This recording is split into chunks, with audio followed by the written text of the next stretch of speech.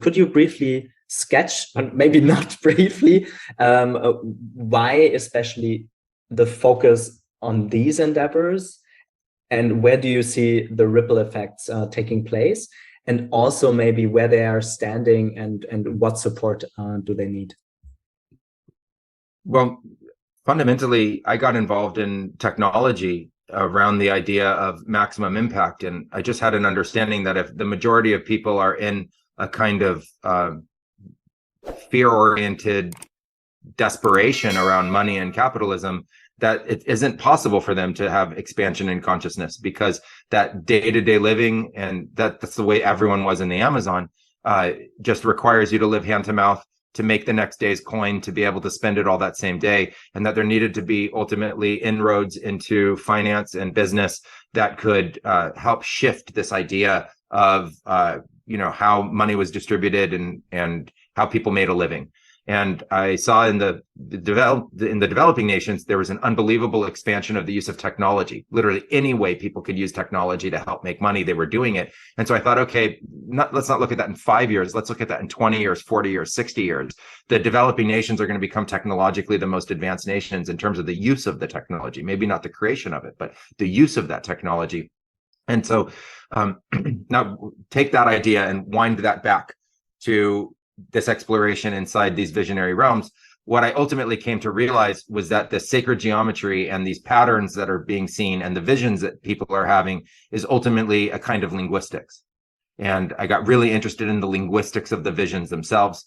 We would use these chants called Ekoro in the ceremony. They create catalyst for change and healing. They create connection of different kinds of energy, and it's palpable, it's visual. So I came to ultimately understand that literally higher dimensional thinking, like in the terms of math, like dimension 1, 2, 3, 4, 5, 6, 7, could be codified in the visionary realms through advancement in linguistics. And so I started to create that linguistics to be able to codify that.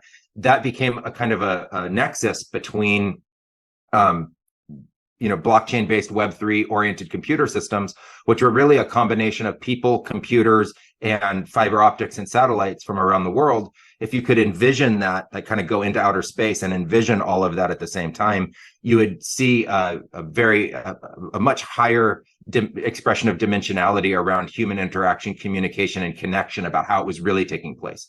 And then if you got really into the light, like into the quantum of the fiber optics themselves, and how that living network was actually, living, breathing, creating, growing, and how it was expressing new distribution of thought, new distribution of innovation and creativity, I thought that was a very pliable, very elastic form of technology to be able to try to make this greater impact.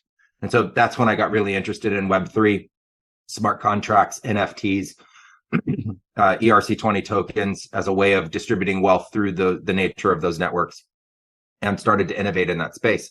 So I actually, from my community, tried to get together what I thought were the brightest minds and most innovative thinkers from all different verticals, from education and the economy, to get together.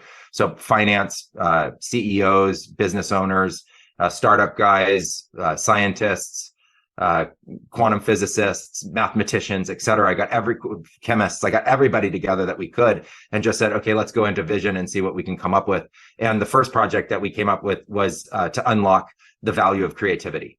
And so we got really interested in the creator economy and the idea of the value of creativity. And I just had a economic thesis that the amount of restricted creativity was actually worth more than the creativity that was being used in the markets today. So the excluded creativity that you'll never see in the market because it's excluded is actually worth more than the probably 50 to hundreds of trillions of dollars of global market of creativity that's actually going into the markets of the $4 quadrillion economy. And so I just said, wow, okay, we need to find a way to harness this creativity and provide value to this creativity. And so as a think tank, we started to muse on that, and we created a number of models, and those models are now in their final stage of coding and getting ready to be released. And we're just looking for the appropriate times to bring them to market.